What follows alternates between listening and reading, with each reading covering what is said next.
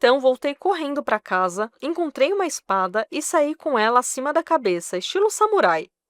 Morra, sua galinha maldita, morra! Eu gritava, quando a galinha deu uma corrida até a cerca no final do jardim, mexendo o bico tão rápido que sua cabeça parecia que ia sair voando a qualquer segundo.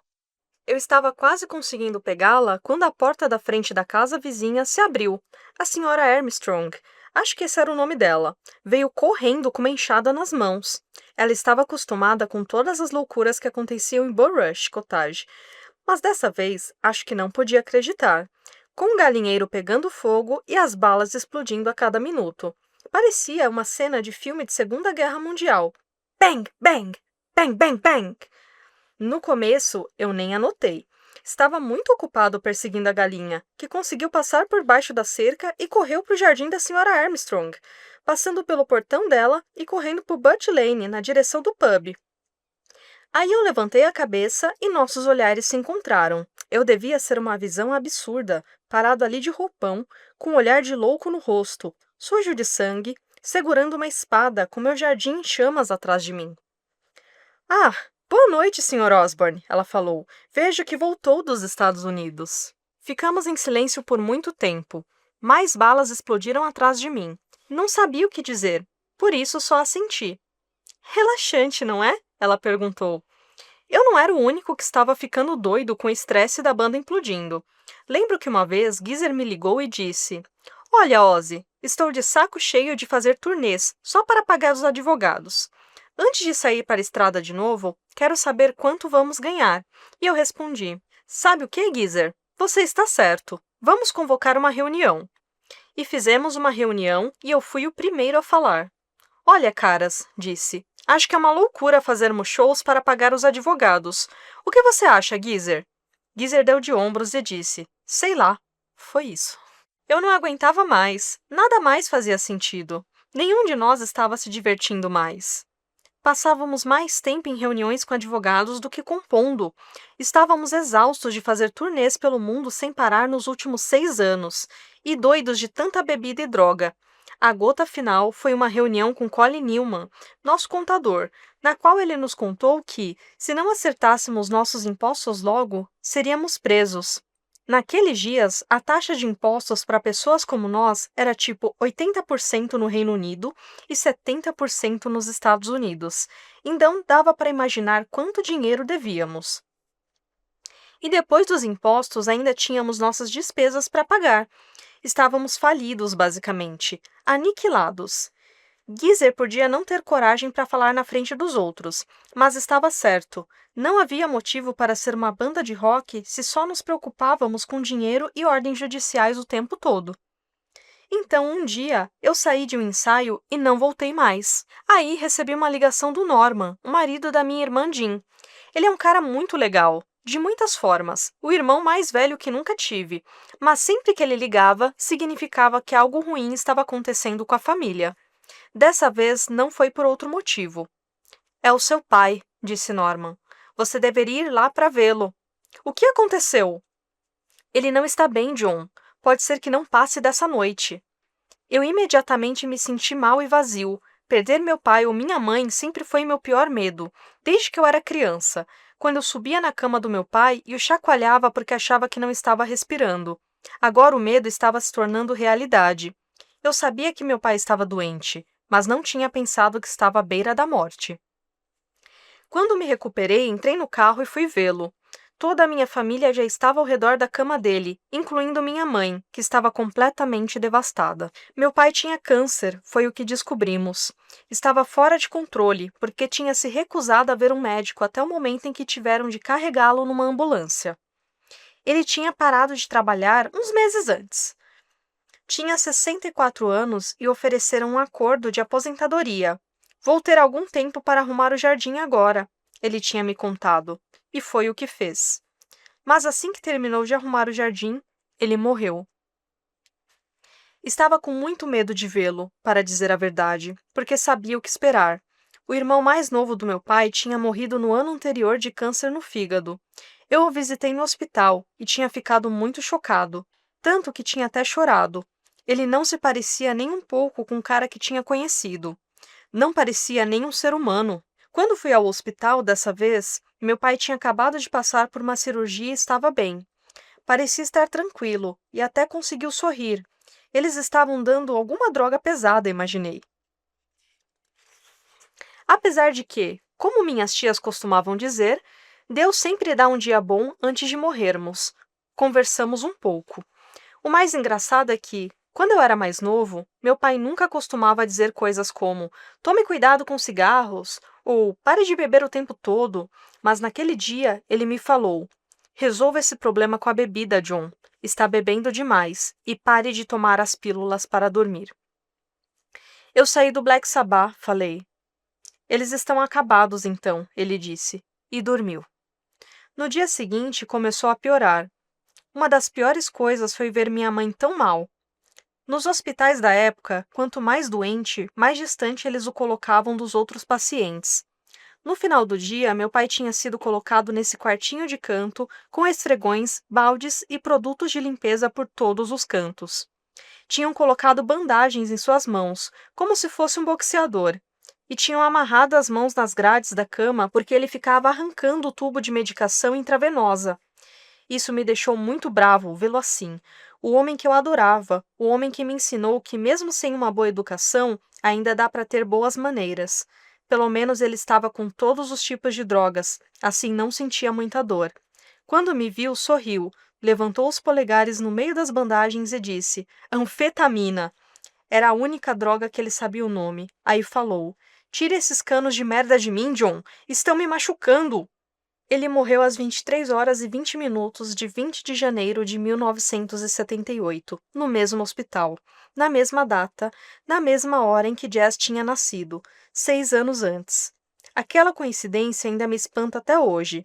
A causa da morte foi carcinoma no esôfago. Apesar de ele ter câncer nos intestinos, não tinha comido nem ido ao banheiro por vontade própria nas últimas 13 semanas. Jean estava com ele quando aconteceu. Os médicos disseram que queriam descobrir por que o experimento Frankenstein que tinham feito no dia anterior, durante a cirurgia, não tinha funcionado, mas ela não permitiu que fizessem uma autópsia.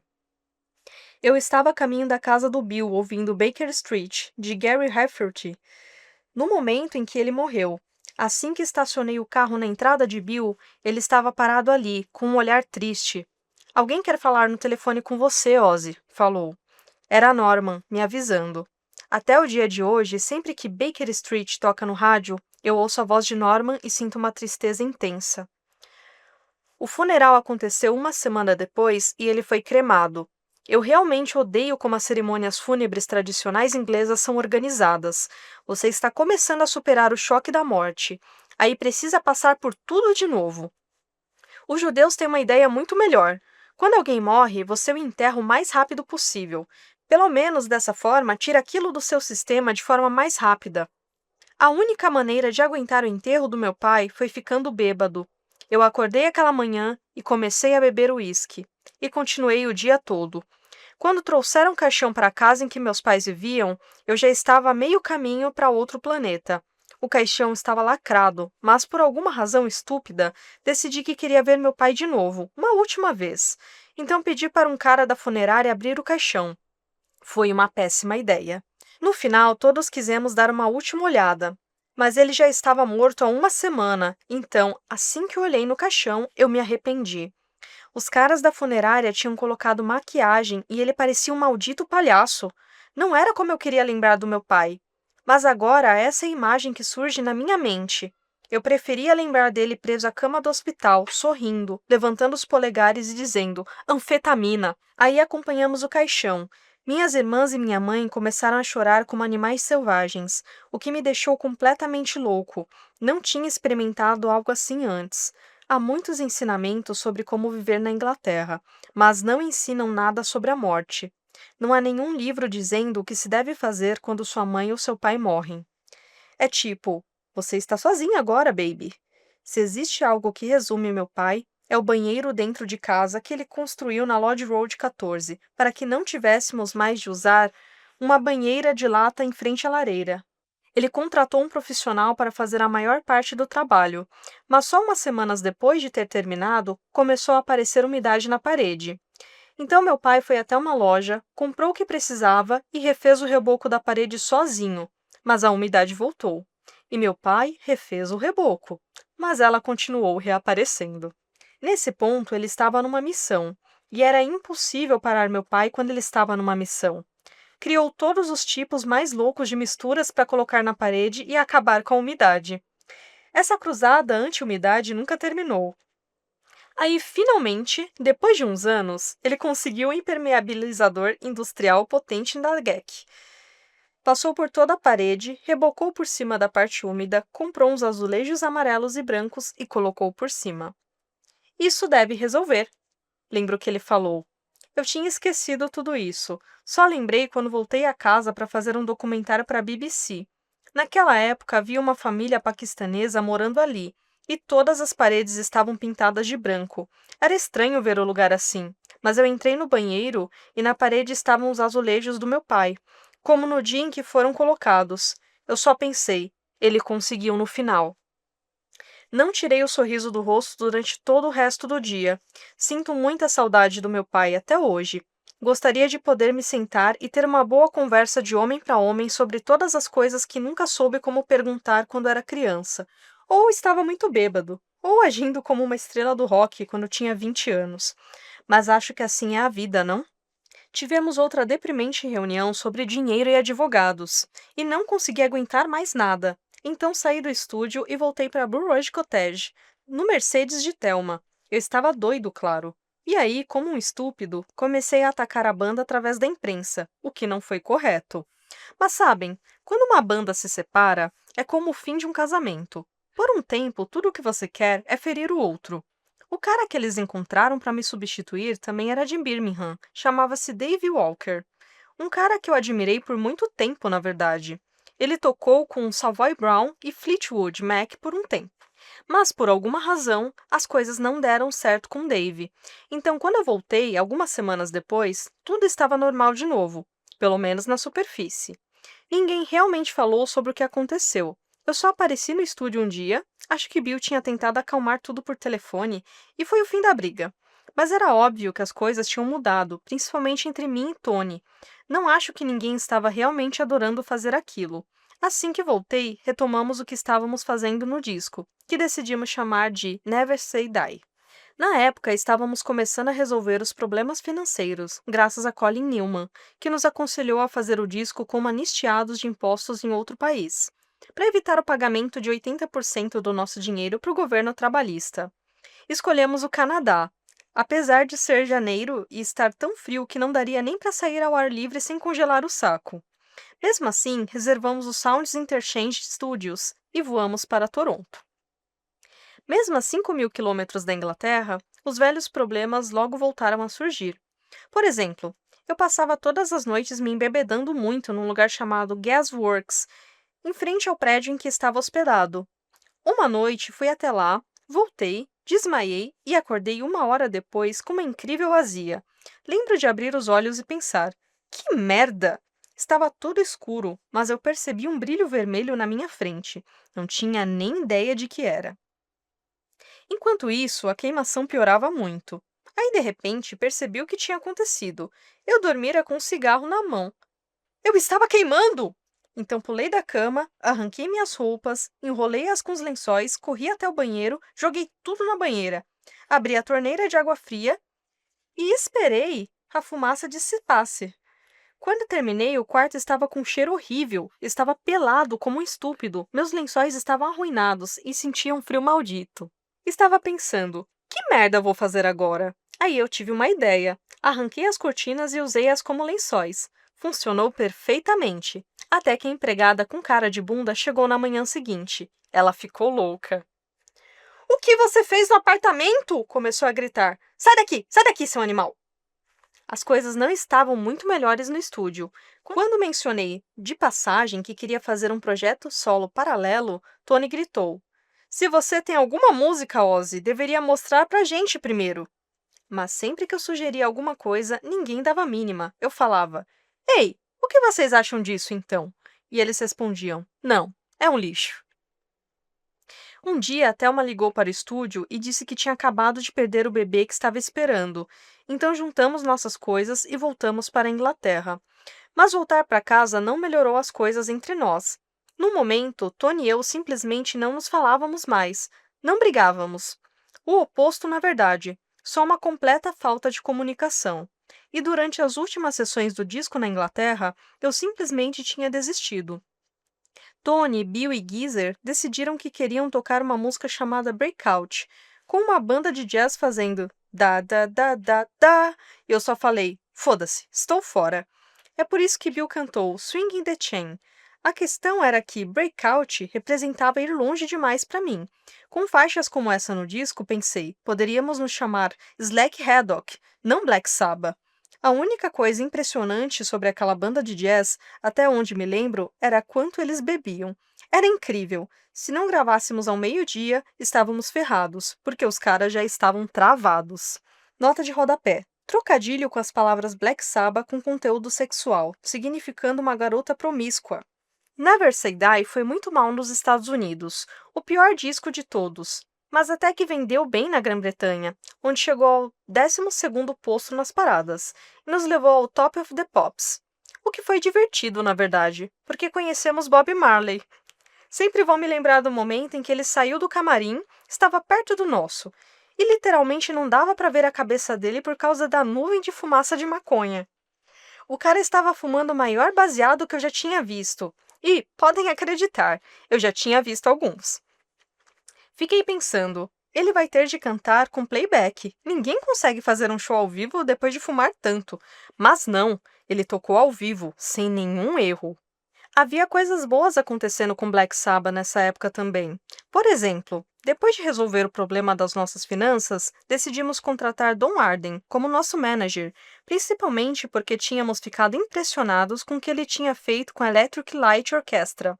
E para mim, a melhor coisa disso era ter acesso regular à sua filha, Sharon. Quase imediatamente fiquei apaixonado por ela. Foi aquela estranha risada que me conquistou, e o fato de ela ser tão bonita e glamurosa. Usava casacos de pele e tinha diamantes por todos os lados. Eu nunca tinha visto nada assim. E ela era tão barulhenta e louca quanto eu. Naquela época, Sharon estava ajudando a dirigir um negócio com Dom. E sempre que vinha ver a banda, acabávamos rindo muito. Ela era uma grande companhia, a melhor, mas nada aconteceu entre nós durante muito tempo. Eu sabia que estava tudo acabado com Black Sabbath e tinha ficado claro que eles haviam se cansado do meu comportamento insano.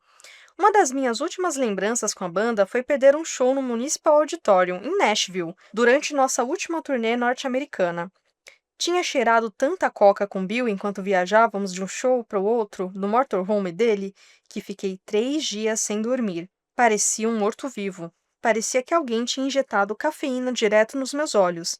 Minha pele estava toda vermelha e coçando, e eu quase não conseguia sentir minhas pernas. Mas às 5 da manhã do dia do show, depois que chegamos na cidade, finalmente desmaiei no Hyatt Regency Hotel. Foi o melhor sono da minha vida. Era como se tivessem me enterrado de tão bom. E quando acordei, sentia-me quase normal de novo. Mas eu não sabia que a chave que tinha usado para entrar no quarto era de outro iate do qual tínhamos ficado antes na mesma turnê, em outra cidade. Então, enquanto minhas malas tinham sido mandadas para o quarto certo pelo manager da turnê, eu tinha ido parar no quarto errado, o que normalmente não teria sido um problema. A chave que eu tinha no bolso não deveria ter funcionado. Eu teria voltado para a recepção e percebido o erro. Mas quando eu entrei no quarto, a arrumadeira ainda estava lá, afofando os travesseiros e vendo se o minibar estava cheio. Então a porta estava aberta e eu entrei. Mostrei a chave para ela, que tinha o número correto e o logo do Hyatt. E ela sorriu e me desejou uma boa estada. A mulher fechou a porta quando saiu, enquanto eu deitava na cama errada, no quarto errado, e dormi. Por 24 horas. Enquanto isso, o show começou e terminou. Claro, o hotel mandou alguém até meu quarto, mas só encontraram minhas malas. Não tinha ideia de que eu tinha desmaiado num andar diferente, em outro hotel. Os caras entraram em pânico. Uma foto feia minha apareceu em vários canais de TV.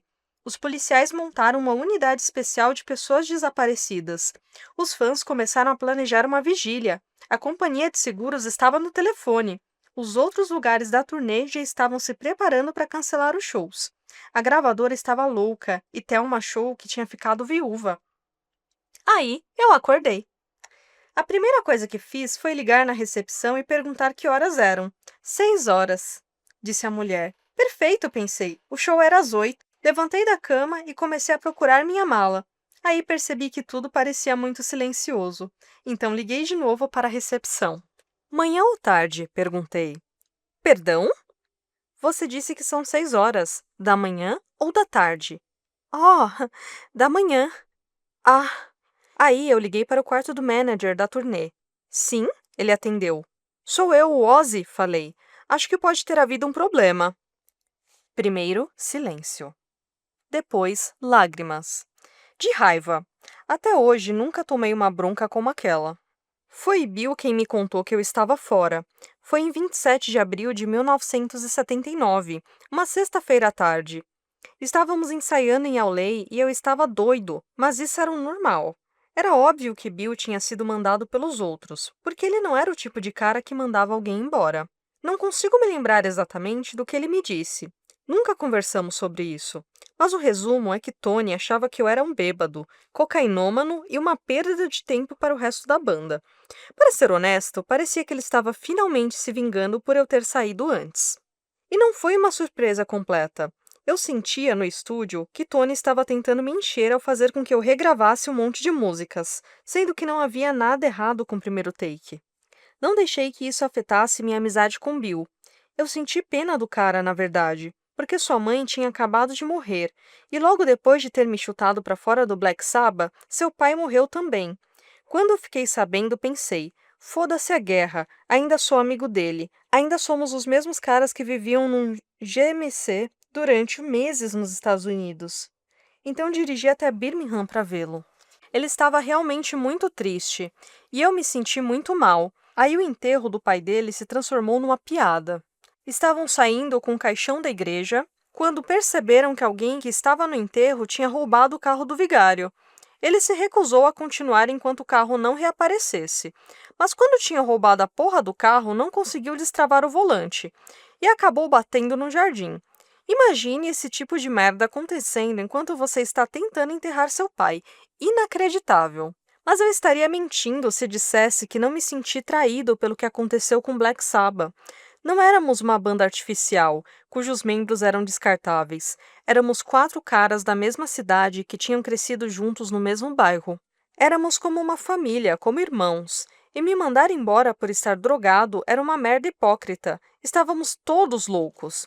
Se você está drogado e eu também, e você me manda embora porque eu estou drogado, que merda é essa? Porque eu estou ligeiramente mais drogado que você. Mas eu não dou a mínima agora.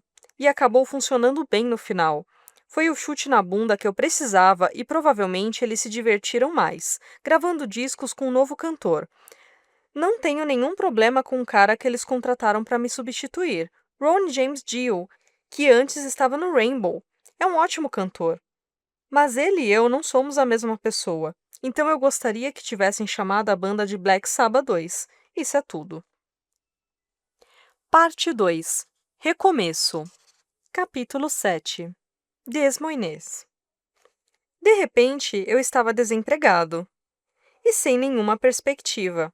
Lembro de ter pensado, bom, ainda tenho uns dólares no bolso. Vou me divertir pela última vez em LA.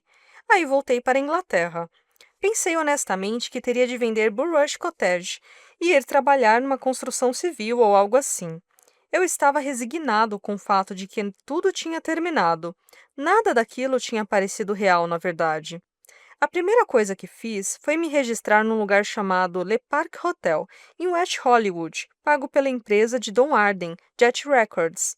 Fiquei espantado por Don ter aceitado pagar, para dizer a verdade. Assim que ele descobrir que não vou voltar ao Black Sabbath, pensei, eles vão me chutar deste lugar. Então, melhor aproveitar enquanto posso. Não há quartos no Le Parc. São pequenos apartamentos com cozinha própria onde dá para fazer sua própria comida. Eu nunca saía. Ficava sentado na cama assistindo a velhos filmes de guerra com as cortinas fechadas. Não via a luz do dia por meses. Meu traficante vinha e me dava um pouco de cocaína ou maconha.